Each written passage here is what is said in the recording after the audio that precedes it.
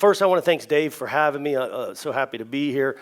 I'm gonna, if I don't have time for Q&A afterwards, what I'm gonna offer to do is stay here and answer any questions. I know some of you guys have to boogie out of here on a plane or something, but I'll stay here and I'll talk until the last person doesn't want to talk anymore. And I got 2 hours of information I'm going to try to cram into about 45 minutes. So they're either going to have to drag me off the stage or boo me off the stage, but one of those two things are going to happen. So first off, I want to get a little, I didn't get to be here Friday and Saturday. I would have loved to, so I want to get to poll the audience so I can kind of tailor it towards who we got. I want to go age demographics. If you're in your 20s, raise your hand. We got some 20-year-olds. 30-year-olds, raise your hand. All right, 40-year-olds. 50 plus, raise them. All right, so we got an even demographic, which is great. That makes it easy. Who's married in this room? Raise your hand if you're married. About 50% of you are married. Kids, raise your hand if you got a kid. Great. Who's in business right now? Who's in business in this room? Everybody better raise their hand. Who's in business for themselves? Let me tell you something. You may work, the first mindset, if you don't realize you're in business, you're in business. Even if you work for somebody, you're in business. You are your brand. You have one client, your boss or your employer, and that's not necessarily a bad thing. But you have to recognize you are a business. And if you're not thinking that way, you're not thinking the right way. You may have one client now, which is your employer, and you may moonlight in the after hours to get that second or third client, but you're in business. You've always been in business. The first day you made a $1 bill, you were in business, and you were a business owner. You may not have realized it, and until you realize it and say, I'm in business, you're going to limit your potential. So all of you you're in business, and you're a brand. You are your brand, and don't forget that. Who in this room has made $100,000 or more in a year before? Great. Some people have made a lot of money. Who's made $500,000 a year or more? A little less hands. Who's made $1 million or more in this room? Raise your hand. Well, that's the thing. You have to think. You have to realize it's there. It's if you don't believe it's going to get there, the one thing I can promise you is you'll never get there. You believe it. You see it. You come up with a game plan. Surround yourself around positive mentors. Surround yourself around people that you want to be like, and that's the way you're going to get there. This is a little off topic, but who's ever been to therapy, whether it's a psychologist or psychiatrist in this room? About 30%. I'm just going to put this into my speech. It's a little awkward. I didn't go to see a therapist until I was in my late 30s. You know why? Because nobody told me it was cool to do. My mentors told me a lot of things, make money, macho. Reality is I had some stuff I had to deal with, and I waited till my late 30s because my mentors never told me, go get your shit figured out, man. We all have stuff we have to deal with. Think of a Ferrari that's supposed to go 200 miles an hour. And if you don't put the right gas, you don't change the oil, you don't treat it right, it's only going to go 160. It's only going to work at about 70%. Your brain is like a Ferrari. It's meant to go 200. But if you don't fix it and treat it and take care of it, even at your full capacity, you can only go 150. So why tie one arm behind your back? Don't be afraid to go deal with some stuff. It's okay. And I encourage it. Find a good therapist. And sometimes you might just need a tune-up. You don't need to rehaul the engine. You just a little tune-up. And it's okay. So I'm trying to be a mentor and tell you, if you got stuff that's holding you back from getting where you want, go deal with that stuff, man. And now, once I was really successful at 70%. But once I fixed my stuff and realized, holy cow, now I'm 100% focused. Now I'm running at 220. I'm at that 100%. So even to be more successful. So you just don't be afraid to go get help, man. It's there. There's no shame in dealing with stuff that might have happened to you, when you're younger. I have dyslexia, and I can barely read, and I'm a multimillionaire. I can barely read. I have to read things 3 times to comprehend it. So when I was in school, you know what that meant? I had to work 3 times harder than every kid that I sat next to. And I graduated in high school with a 4.0, the number 1 GPA in this school. But I worked 3 times harder, and you know what that taught me? I always work 3 times harder than the next guy because it's just all I know how to do. So I took something like dyslexia that could have been, oh, poor me, I can't read, and turned it into my secret weapon. So there's no excuses, guys. We all got dealt a different hand of cards, and yours might be shitty. You might have been raised with a trust. It doesn't matter, man. Everybody's got a different, but you got to take ownership for you, and that's it. Give a quick intro who I am, because if you're going to take advice from somebody, you kind of want to know a little bit about them. I grew up very modest, blue collar, borderline poor. Didn't realize that until you get a little older and you realize we realize our background and where we came from. I was fortunate enough to work at a golf course. I carried golf bags for a living, which was really cool. It was a prestigious golf course in Ohio, and it was Jack Nicklaus's home course called Muirfield Village Golf Club.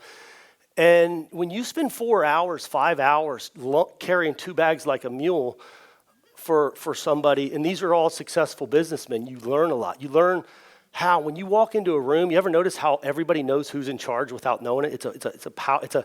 It's an air about them. And on the golf course where business is done, there's a way powerful people, men and women, posture themselves, how they talk, how they communicate, how I look in your eye. And these things, 10 years of seeing different mentors and powerful, successful people doing things, that you pick up on that, And when you're a 14, 15-year-old kid, they love to give knowledge and share some of those experiences. So I got a lot of experience on the golf course. Has anybody ever seen Caddyshack, the movie? Great movie, right? Funny thing is, that's a true story. They're all going for a caddy scholarship. Caddyshack was written by Bill Murray's brother, who was an Evans Scholar. So I got this scholarship called the Evans Scholarship, which allowed me to go to Ohio State University, paid. And I was the first person in my family ever to go to college. So I was a little pioneer of our clan. We were meant to be losers. We were meant to be low income, and I broke the mold. I was the one that said, I'm going to be the first person that's not going to be okay with just average, below average. I'm shooting for the moon. And the guys at the golf course taught me that you can do whatever you want, man. You just got to believe it. And unless you got somebody that's telling you that you can get there, you can't get your mindset right that it is available. So I'm in college. My roommate comes in. Who knows what I was doing? Probably smoking weed or something. But he comes in and goes, he's working at a place called Compuserve. Anybody remember Compuserve?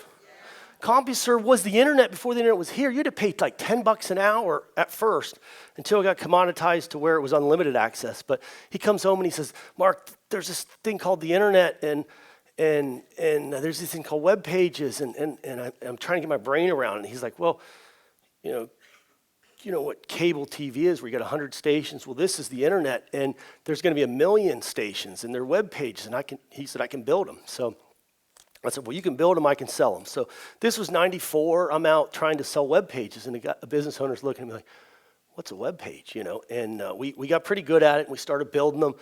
I go to a conference out in Baltimore called ISPCon, because ISPs were really big at the time. It was the gateway to getting on the internet at the time. You went through a local dial-up ISP provider. So I went there as a web hosting guy, and I had about 80 clients. I thought it was a big shot. And I meet this other guy, and he looks like a big shot, so I figured we'll hit it off. And I said, I got 80 clients in Columbus, Ohio. I'm killing it. And he kind of looks at me, and I said, well, what's this? I said, well, how many clients do you have? He had 3,500 clients. So we're the same age, we're young. I look like Wyatt 20 years ago. Used to have hair and was skinny and everything. And I said, why do you have 3,500 clients and I got 80? I don't get it. We got the same resources. We're the same age. And he says, well, what are you selling? I said, well, I'm selling the internet. And he says, well, how are you selling your product? I said, well, you go door to door, just like they taught me at Ohio State. You go get the clients by joining the Chamber of Commerce and Network. And he says, well, Mark, your problem is you're not using the product you're selling to sell your own product. I said, I don't know what you mean. He says, you got to put an online order form on your website, which sounds crazy now, but back then it was like, why would I do that? Nobody's going to put their credit card into our website. And he said, well, that's how I got my clients. So I hauled back to Columbus, Ohio. I convinced my partners. They didn't want to do it. We put an online order form. Literally within an hour, we got our first order. Couldn't believe it. Woke up the next day, had 13 orders. By the end of the week, we had 150 clients coming in, people giving us their credit card on our website for a monthly reoccurring hosting service. We were hosting their website, selling them domain names. So we got this big map, and we started putting pins, because we were getting orders from Japan, Germany, Russia, China, and we had these maps every time we get them from a new place. We didn't know where it was, and eventually we filled up the map and quit doing it. But I went back to that same conference about 2-3 years later. Now, I got the $500 suit on. I got 15,000 clients, and you get a little bit of success when you're young, and it's easy to get arrogant. And now I'm at the bar buying drinks, and I see this old guy down at the end of the bar. And, when you're young, when you're 20, 40, 50 years old, you're ancient. And this is an internet conference where everybody's young. And this guy goes, "Hey guys, just want to let you know, don't get used to those domain name margins." Back in the day, we were one of the first registrars. So we sold domains at $35 because that's how much they cost. Our cost base was about $9 to $10. It was crazy money. It was like an arbitrage. We were selling thousands and thousands of domains each month, and it's reoccurring because you have to renew every year. Sometimes they pay for 2 years in advance. Very lucrative. And this guy goes, "Don't get used to the margins." Like, "What are you talking about, old man? What are you going to do to the domain margins?" Well, literally the guy told me, he goes, "I'm going to buy a Super Bowl ad." And we looked at him like, this old guy ain't buy a Super Bowl ad. Literally, 6 months later, we bought a Super Bowl ad. You know how many domains we sold for $35 after this commercial ran on the Super Bowl? 0. It's called an industry disruptor, and they happen all the time. This is one example, but what we're going through right now, guys, the industry disruptors, boom, boom, boom. All these opportunities are right here in front of us. And, domains was a honey hole. We're going to talk about honey holes in a little bit. These honey holes don't last very long, and Bob changed the business. And then people were like, "Well, why would I pay you $35 if I can pay Bob 10?" And then he took the, he transformed the whole web hosting industry. He became the Walmart of web hosting, and everybody knows who GoDaddy is because he did something different. Everybody was trying to market this certain way, and he leveraged his whole company for a Super Bowl ad, and it paid off big time. So the hosting company grew, and I realized one thing is that in hosting, it's almost like your priest. In our heyday, we had 100,000 web customers that paid us a monthly fee to host their website. And they would tell us things that, they would just share all their successes with. So it's like having 100,000 case studies. Like one guy would keep buying servers because he's growing, and another guy in the same vertical couldn't even pay his hosting bill and is going out of business. Well, what's this guy doing in that vertical that this guy isn't? So you're really looking at things. And what it was one of the big things back then was SEO. It was like beachfront property. The ones that were getting all the traffic from Google were making money, and the ones that couldn't figure out how to get the traffic were dying. And then we started an SEO company, and what the SEO is, it's the placement. So we were digital landlords. We were charging a monthly fee, just like if you had apartments or something like that. Except for with hosting, there is no location factor. It's all virtual. You're not going to overpay. You need quality hosting, but you're not going to overpay because the data center's in Kansas or Ohio. It doesn't matter where it's at. But when you combine SEO, which is placement, with the reoccurring rent, it's the difference of having a building in New York City that you can charge rent for, or that same building in Kansas, the different rates. So SEO with hosting allowed us to charge that extra value. We sold that company to a public company called Deluxe in 2015, and we got out of the web hosting industry, the commoditized part of it, and focused all our efforts on SEO because people will pay money for good SEO because it changes their business. Now I'm going to get into some just different random topics that I picked that I think will be valuable. Does anybody here have a business partner? Does anybody have any business partners? Has anybody thought about getting a business partner? I'm going to talk about business partners because it's something that you guys may at some point think about bringing on a business partner. And it's kind of like getting married. It can be the best thing in the world or the worst thing in the world. So, business partnerships, ask Dave about business partnerships. They're either the best thing in the world or they're the worst thing in the world. And sometimes they start off great and end. And so, but I'm going to give you one tip. A mentor of mine told me 2 things kill a partnership: greed and spouses. And there's probably a lot of others, but those are two big ones. So I ask you, if you're thinking about getting a business partner, here's a good litmus test. If you would not be comfortable giving that other person unlimited access to your personal bank account, meaning literally give them the code, sign the bank so this guy can come and get anything he or she wants out of my bank account, then it's not a good fit. Because you have to have unlimited trust with that person. I mean, it's so hard being in business partner, but if you can't trust each other and know when the shit hits the fan, they're going to be there for you and have your back, then the answer is absolutely no. It's the wrong fit. And if you ever think about getting business partners, use that litmus test. Would I give this individual access to my bank account? And if it's not 100% yes, then it's a no. And that's just my personal opinion. I've had good partners and I've had bad partners, and you learn what to look for after you do things several times. And there's pros and cons to having a partner. One is you get to split the workload.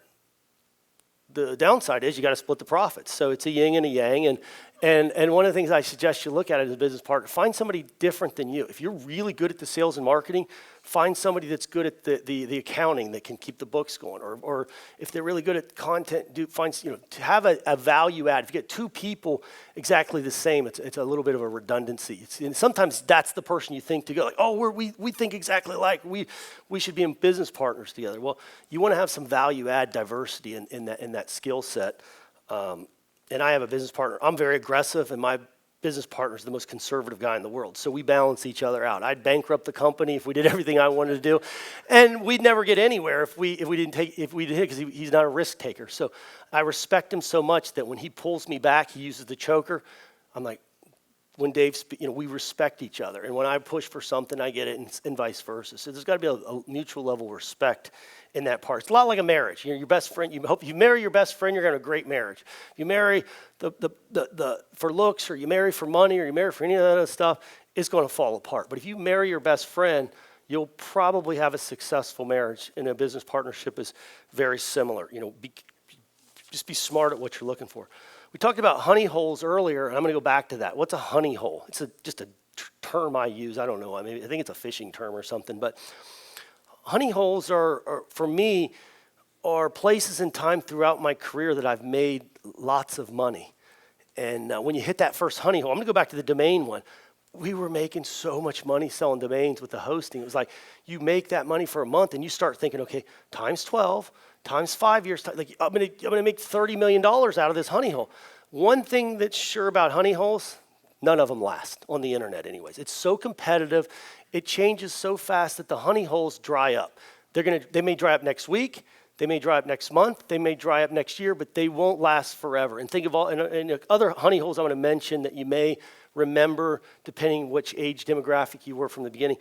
Domain parking. Does anybody remember domain parking?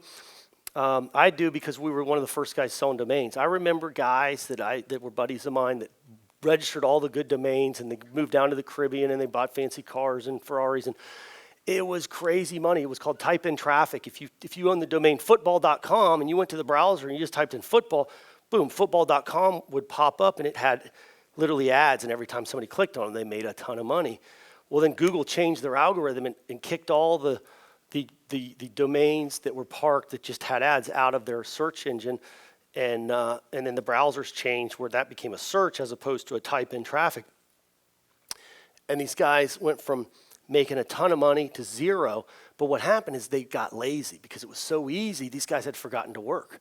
They went and they bought an island or they bought a car, and then when they tried to jump back in the game, because they finally realized this honey hole's over, it's done, and some of the guys reinvented themselves, and it was very difficult for them, and they learned a valuable lesson. And some of these guys literally are broke because you can't keep up that lifestyle that you got used to, and they didn't want to put in the work to reinvent themselves. So these are people that had, some of them had $20, $30 million that are now broke because they thought the honey hole was going to last forever. Instead of taking that money and still thinking what the next thing was, they got lazy and stayed in that honey hole too long, and then they lost the work ethic, and then they got depressed because they used to have all this stuff, and then they just complained, negativity, as opposed to dealing with it and moving on.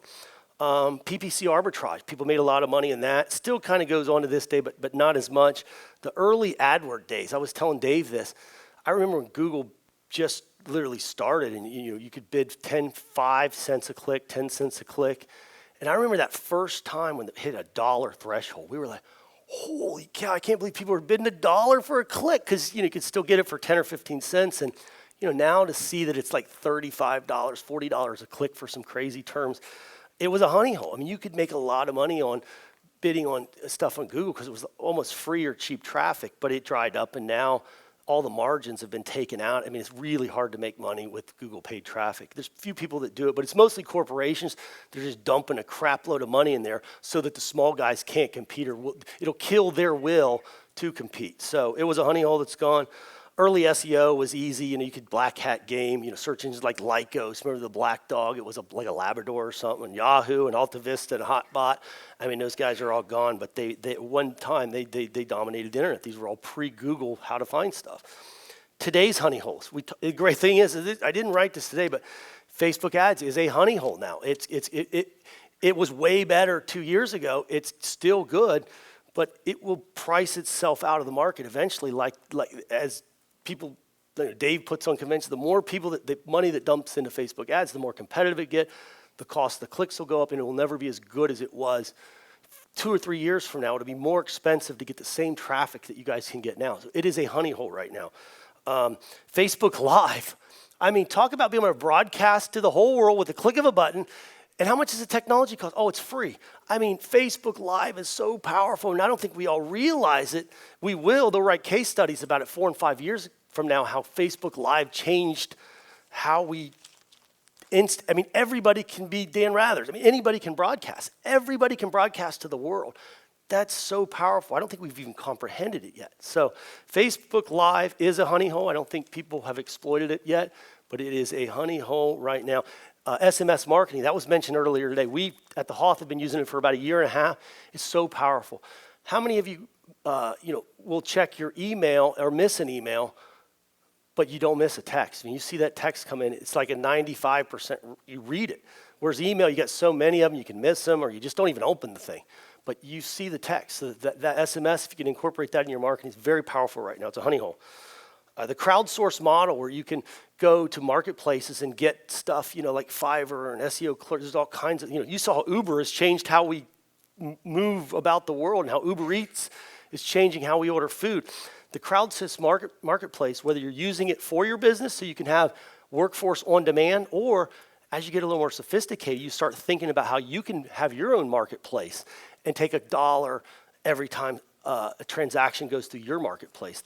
We have a couple we have several marketplaces where we are the marketplace. We have publishers or vendors who do the work, and then we have advertisers that pump money through. And every time somebody comes through one of our marketplaces, we make a transaction fee. So it's good for the end customer because they can get services on demand.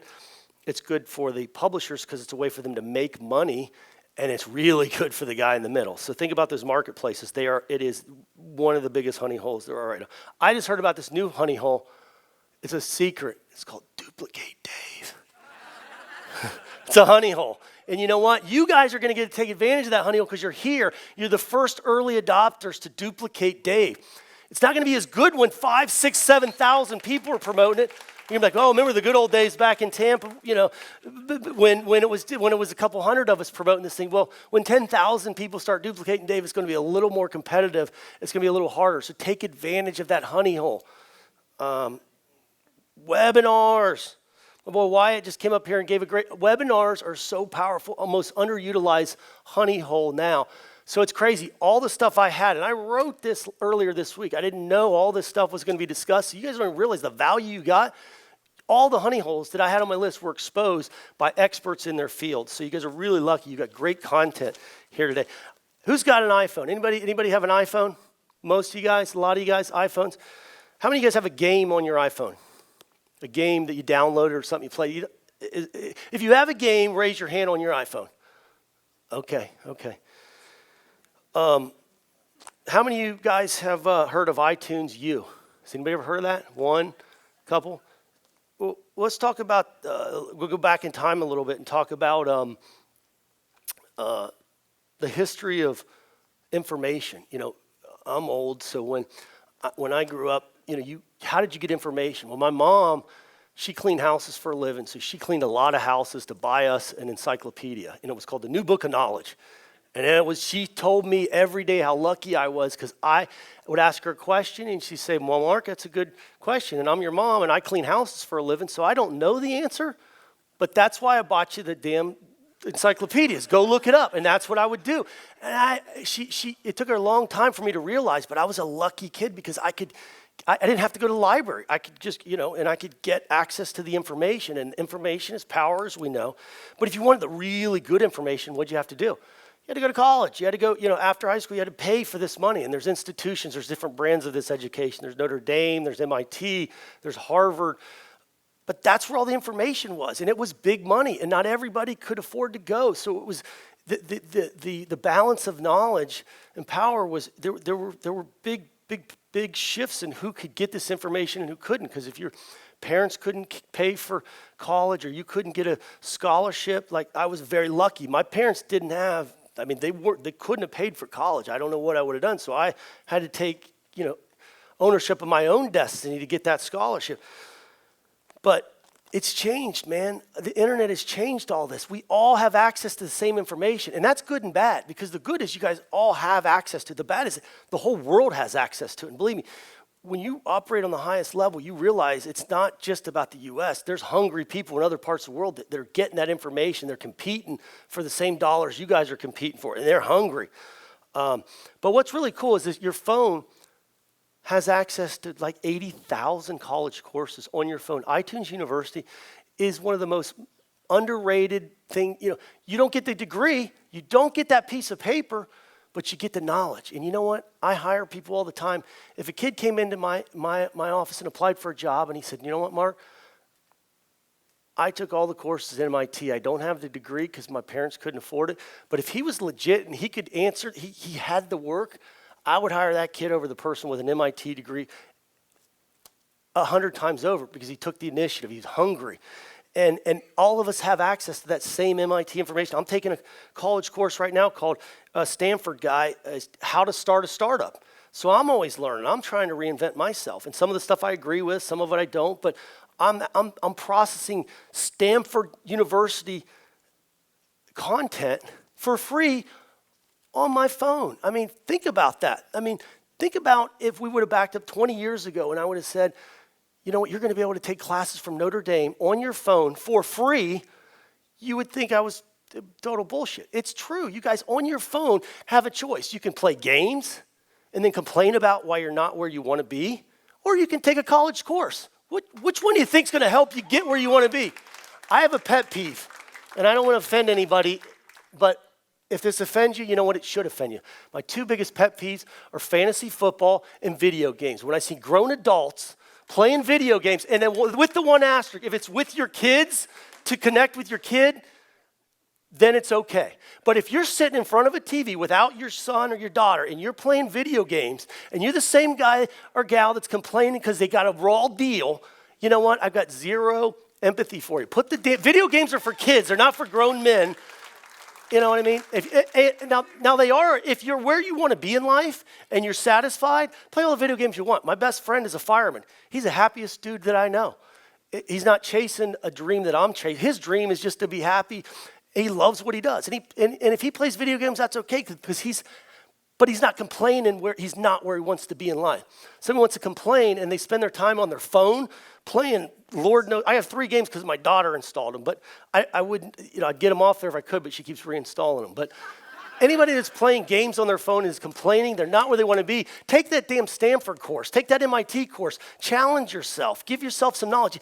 And you can't say, oh, I can't afford it. It's free, guys. It's free. And if you go to your next job interview or you go to your next business deal and you start talking about you're taking a class from Notre Dame, it's pretty impressive, man. It sounds cool. And it's the knowledge. So you have access on your phone. Your blueprint is right in front of you. It's in your pocket, and you're not using it. Some of you might be using it, but I'm challenging you guys. Use the resources that are right there. They're there right there in front of you. Sometimes it's just somebody has to give you that wake-up call. Now we're going to talk about some business models, good business models and bad business models. I know some very talented people, really talented people, that can't get their business off the ground. It's because it's a bad business model. It's not that they're in the wrong. Like I got a guy that does videos. He's amazing. You see the video that we just did? That's Danny Jones. He's amazing. He's struggling with growing his business. It's because he is his business. There's only one of them. If he's not holding the camera, he's not editing, he's not making money. And that's not scalable. So picking the right business model is more important than being the best at what you do. Because if it's a bad business model and you're really good at it, you can't scale it. And when I say scale it, meaning build it into something very big. You can make a good living in a bad business model, but you can't build an empire with a bad business model. So let's talk about things that make good business model versus bad business model. Reoccurring revenue. I was fortunate enough, lucky enough that I bumped into an industry that just had reoccurring revenue built into it. It wasn't like I said, oh, I want to have a reoccurring revenue business. I was a dumb kid. I was 20-some years old. What did I know about anything? I just happened to bump into it. But once I got that business with reoccurring revenue, I'll never, ever be in a business where I'm not getting paid over and over off the work I did a month ago or a year ago or 5 years ago. The power of reoccurring revenue is enormous.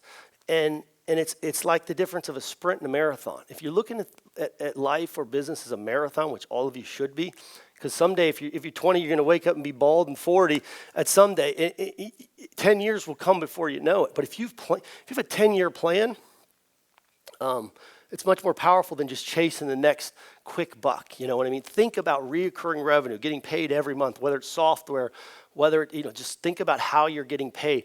And take maybe something that might be a one-time fee and try to figure a way to get them to pay every year or every month so that you hook them into a continuity system that continues to pay. And the other thing is, can the business scale? If you can't scale it, then and you're the best asset of the business, you can't sell it because you can't go with the business. You want to be able to walk away from the business and it's still running, and that's something you can sell. You can't sell a business where you're great at something and you can't scale it, and without you, the business is nothing. That's a bad business model, guys. And you might be very talented, but it's a bad business model. And some people won't tell you that because they don't want to tell you what you don't want to hear. I'm telling you, there's a lot of talented people running bad business models, and it just is what it is. Things that will allow you to scale: Facebook ads is something you can scale your business. The email autoresponders allow you to scale your business. Video webinars allow you to scale your business. There are aspects, there's tools that help you scale your business. If you're the pain point every time, then you can't scale it because there's only so many hours a day. There's only so much you can do. You want things that are working while you're sleeping. And they're not always easy to find, but you have to be thinking about those so that when they come in front of you, you can take advantage of them. Next thing I'm going to talk about is investing. If you don't have a lot of money, investing is irrelevant. But the two things that I invest in are people and my businesses. I don't put money in the stock market because I don't understand it. I'm not going to, your financial advisor is trying to get your money. Well, they're a salesperson. They're trying to get, they probably don't understand the stock market any better than you do. And I'll tell you a little later about a public company that I started. I took a company public and realized I didn't know it. It's rigged, guys. And it is rigged, and unless you're on the inside, there's fat cats getting rich. The average investor that's just putting money into it, it's a rigged system. And that's my opinion. It's a rigged system. If you take that same money and you put it in your business and you put it into people that are loyal to you, you'll get a greater return than you'll ever get from the stock market, I promise you. And I'm living proof of that. Young people, there's some young people in this room. I'm going to give you a little bit of advice. You have a secret weapon that you don't even realize you have, and it's the fountain of youth. If you're young and you don't have kids and you don't have a spouse and you don't have a big mortgage and an SUV, you have time and energy that you won't have 10, 15 years from now. Because you know why? Being a great dad or a great mom is going to be very important for you sometime. And you can't be the hardest working guy in the office and the best dad. There's a yin and a yang. You can be a good dad and a really good guy in the office, but that 20-year-old kid can outwork you because he's not missing a T-ball game to stay till 8 o'clock at night. He doesn't have a cranky wife that wants to have an hour break at 5:15, wondering why you're not home. If you don't have those things and you're young, I'm going to tell you what, if you don't use that to your advantage, you're missing it. It's a secret weapon. It's a finite amount of time you have that will evaporate. And older people with kids, can you validate this for the younger people that it is so true? Nobody tells you how hard it is to be a dad. And it's easy to be a crappy dad. It's easy to be an absentee dad. If you want to be a great dad, holy cow, this business stuff is child's play. And to be a great dad and a great guy in the office, I have I made an exception to come to this. I haven't done one of these in 10 years. You know why? It's a distraction from the only two things that are important: being a great dad and a great husband and a great businessman. And other than that, I got no time for anything else because I'm trying to balance the two. And there's just no time for video games. Let me tell you that. So, but if you don't have kids right now, and maybe you're not in a relationship, or you are, take advantage of that. And then let's go to the other side. If you're my age, or you're maybe older, and you do have a kid, and you want to be a great mom, and you still want to, you know what? You just got to dig down. You got to figure it out, man. You've got something the kids don't have. You got experience. Think how much smarter you are now than you were when you were 19 years old, 20 years old. And you were dumb back then and thought you were smart. That's the scary thing. You know what I mean? You were 21 and you thought you had it all figured out. You barely didn't even know how to, You know, and it's scary to think how dangerous we were at that age when you think you know everything and you don't know squat, you know. So you have something the kids don't have. You have that wisdom. Use it. You got life experiences, and eventually they will get that. So it all balances each other out. We all have weapons, and you just got to figure what they are and use them.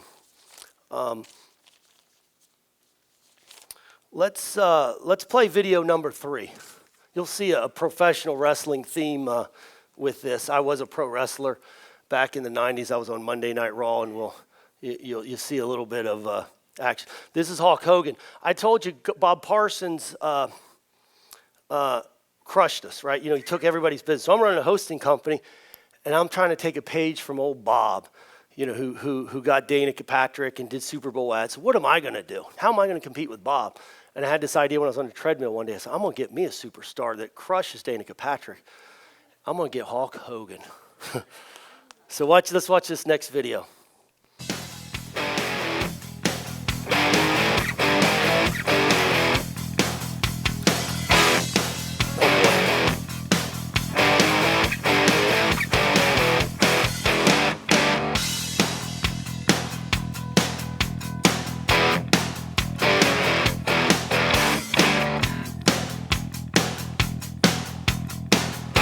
What you gonna do when Hostomania runs wild on you?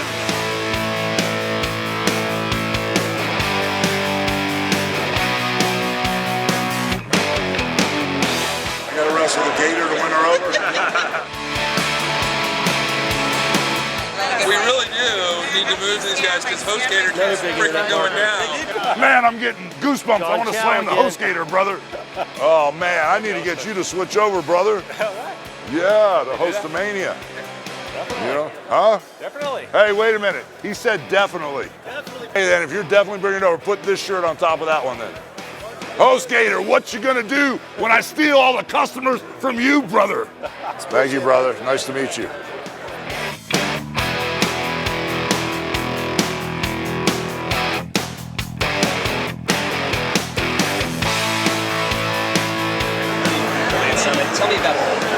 Tell me about the conference affiliate summit. Well, you know something, brother? I got my swell on right now because I've been meeting hundreds and thousands of Hulkamaniacs here at the affiliate summit. And every time I see a new Hulkamaniac, he said, Hogan, I'm done with GoDaddy. I'm coming to Hostomania. Everybody's saying, I'm done with that stinky gator. I'm coming to Hostomania. And at the affiliate summit, they're going to remember one thing. Hogan came, Hogan saw, and Hogan stole all the business, brother, because Hostomania is running wild. The maniacs are loyal to a fault. Yeah. They're so far down the line, I can hear them. Yeah. But I can't see the end of the line. So what you gonna do, affiliate summit, with Hulk Hogan and Hostomania comes year after year for you, bro.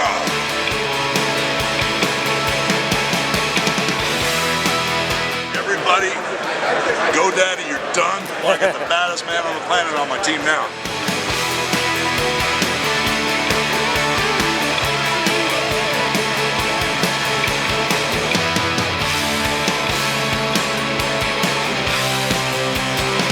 Made an imprint. I think we have made a statement. I think we came up way above what I thought was going to happen. Now that they know that Hostomania is on the map, I think it's sky's the limit. How do we get you on Team Hostomania? Oh, you already got me. Wow. I already got him. Loyal these Hulkamaniacs are, brother. Don't mess with us or we'll mess you up.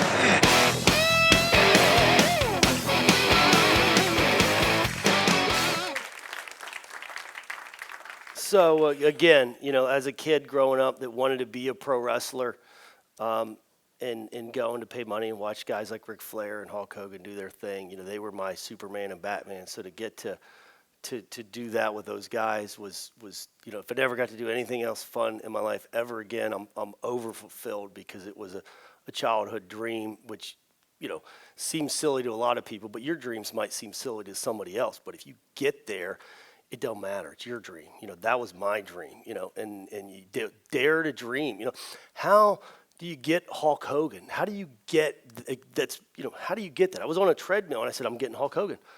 So I'm going after Bob Parsons. I'm so mad that he's crushing me.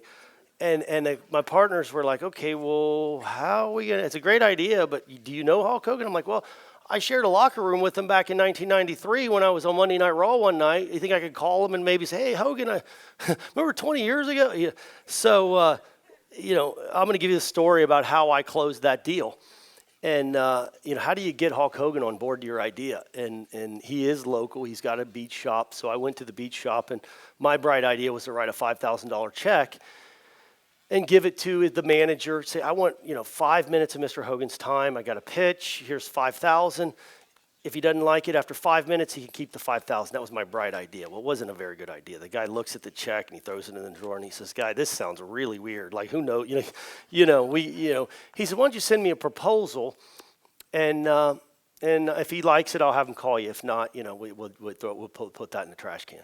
So I put this long proposal together trying to explain what web hosting is and why he should partner with me, and all this, numbers. Like, you don't want to insult Hogan and come too high, and you don't want to come too low. Like, how do you price it out? Do you offer him 50 grand? Do you offer him 100 grand? Do you offer him, So I had all this crazy numbers, and then at the very bottom, I put a link to a video, which I'll show you at the very end, which is my big WWE Raw debut. I got to wrestle. I'd wrestled locally and was the local Ohio big shot. But when you go to the WWE, that's where you want to be. And I got to meet all my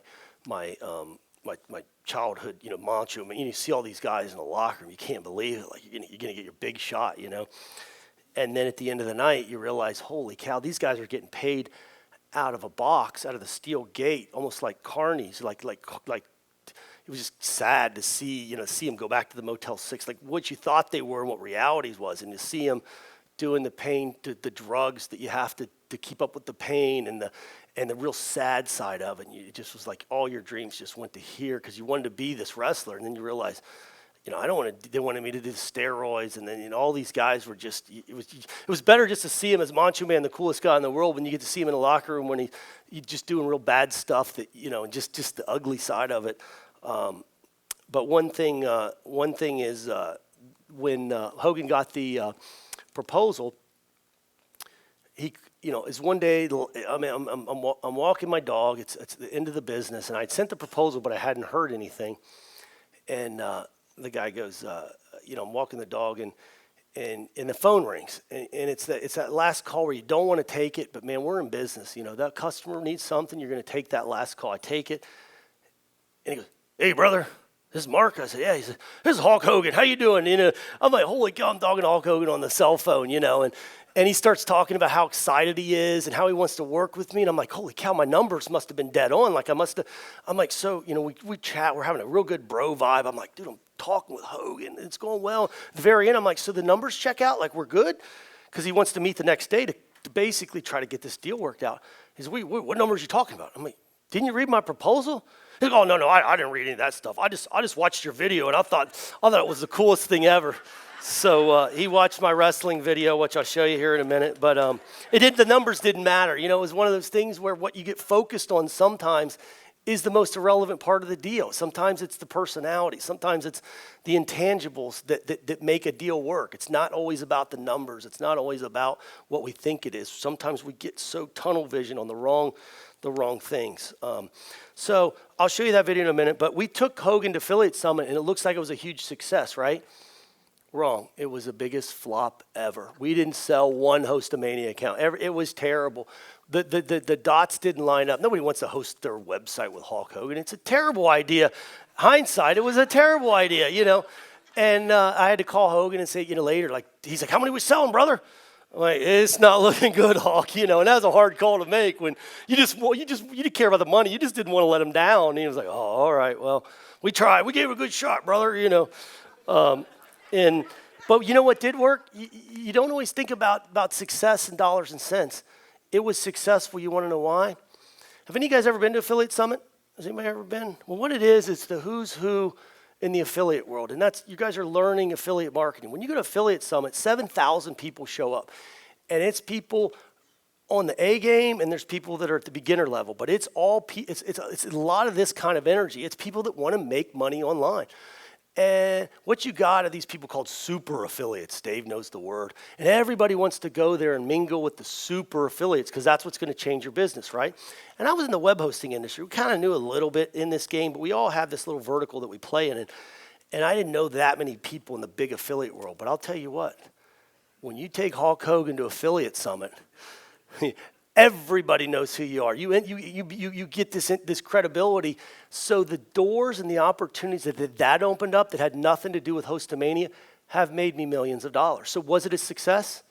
It was absolutely a success. So how we define success is different. What you want your outcome to be, what you tunnel vision on, and then maybe what becomes out of it is the success can come in crazy ways. Sometimes you're looking for success in your right hand, but it's sitting right there in your left hand. Your mindset's wrong. So it was hugely successful. We just didn't make any money together, but I was able to piggyback and get networked with all the big affiliates. Now, we hang out and we've built this relationship because I was the guy that brought Hulk Hogan and Missy Ward and Sean Collins who put the event on. They had to refund 7 booths because they couldn't do any business at the show because my line was literally so long, people were just standing in front of their booth and they couldn't do any business. So they have a new clause now when you bring celebrities. You got to get a booth big enough to accommodate the traffic, and that's the Marc Hardgrove Hulk Hogan clause in the Affiliate Summit contract. So I think we're done, Dave? Yeah. Is that right? Yeah.